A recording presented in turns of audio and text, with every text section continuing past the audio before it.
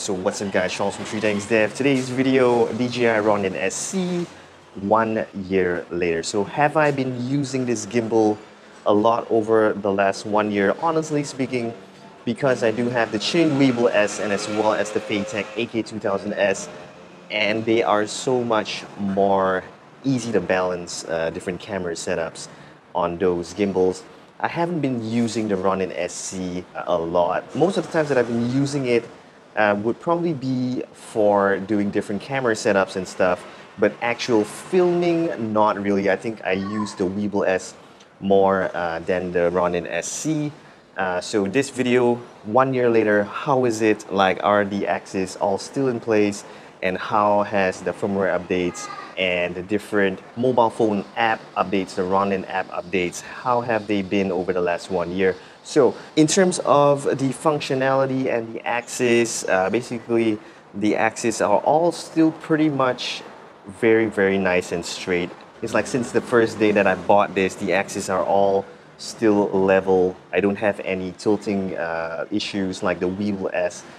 So in terms of build quality, Ronin-SC definitely a really good buy. Even the Gimbal S, as I noticed, is that it's tilting here, tilting there. It's beginning to wobble. The axis are not really as strong as I bought it 6 months to 8 months ago. But the Ronin-SC, still very strong motors, and their firmware updates have included almost every single mirrorless camera there is on the market, so that's good news. They constantly keep updating. And in terms of the Ronin app itself, they have improved it to really get a lot more features, especially features that actually recalibrate your gimbal itself. So that's really good support there from DJI. So 1 year later, how's the footage looking? I've got the same camera that I did my very first setup on, which is the Sony a6500. And I'm using the 16mm f1.4, shooting in manual mode, 1080p 60, 1/100 shutter speed f1.4. And yep, I'm gonna test it out, then I'll show you the footage 1 year later. Is it, you know, still good as the first day that I bought it? So let's find out right now.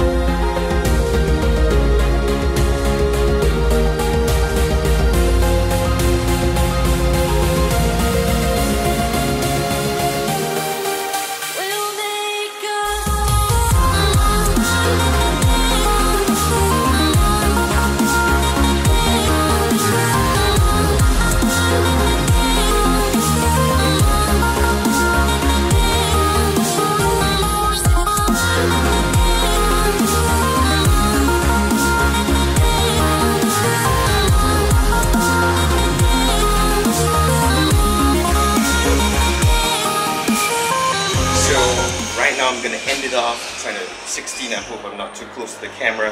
But right now I'm going to end it off with a running shot. Just run up, run down, see how the stabilization is. Let's go.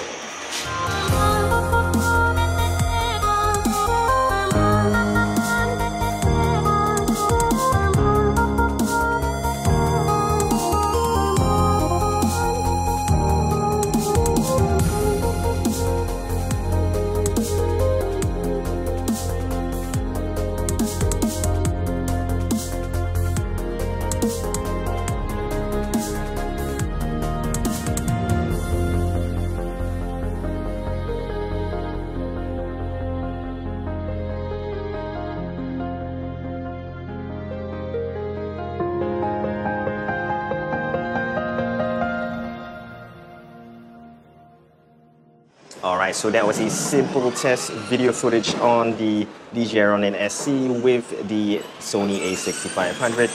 So yeah, basically overall, is it worth it after 1 year? Definitely 100% yes. The build quality and the constant updates that it gets from the Ronin app and the firmware updates is really worth it. If you are having a mirrorless camera, a small light one with a light lens as well, like this absolutely brilliant Sigma 16 f1.4, consider buying the Ronin-SC.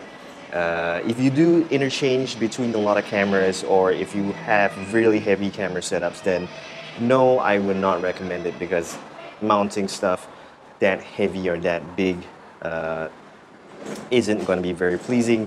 And if you're using a DSLR, it won't work either. So keep your mirrorless camera setups nice and small like this, and you will be very happy with this, with its constant updates. It's really nice build quality, and it's really long lasting.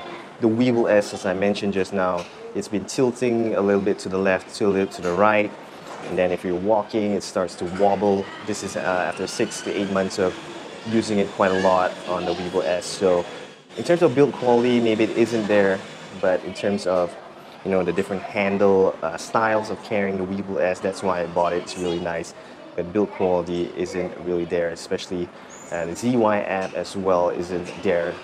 The Ronin-SC app is really nice. So thanks guys for watching. Hope you enjoyed this video on this DJI Ronin-SC 1 year later, and I'll see you in the next one, guys. Hit the subscribe button, the like button, and the notifications button, and I'll see you in the next one. Peace.